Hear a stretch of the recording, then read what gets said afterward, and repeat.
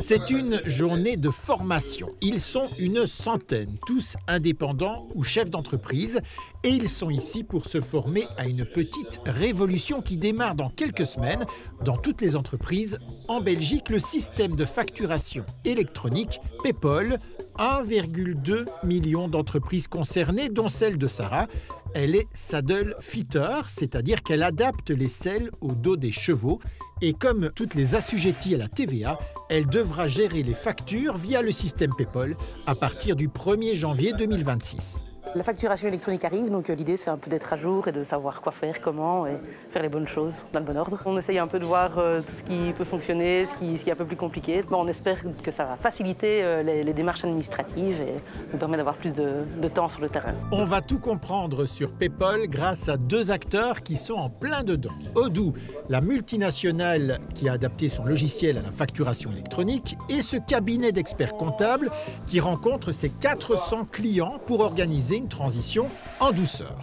Pour résumer, à partir du 1er janvier 2026, quand une entreprise enverra sa facture à une autre entreprise, ce sera terminé de le faire via un PDF, un Word ou un Excel. Toutes les factures devront transiter par la plateforme électronique PayPal. Je suis persuadé que dans quelques années, nos enfants vont rigoler quand on va leur expliquer qu'on envoyait des factures papier à l'époque. Ça serait une obligation entre assujettis TVA, donc même un peintre qui travaille tout seul devra y passer. C'est surtout ces personnes-là qui doivent être informées et qui ont beaucoup de questions et qui ont surtout peur que ça va être très coûteux et que la charge administrative va augmenter à cause de l'obligation.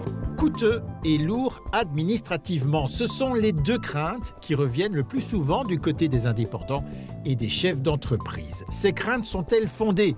Tout d'abord, la charge administrative. Pour les entrepreneurs qui utilisent déjà un logiciel comptable, la transition sera normalement plus fluide. De nombreux logiciels proposent déjà ce service. À terme, ça va apporter beaucoup de choses très positives parce qu'on va quand même automatiser les flux d'informations.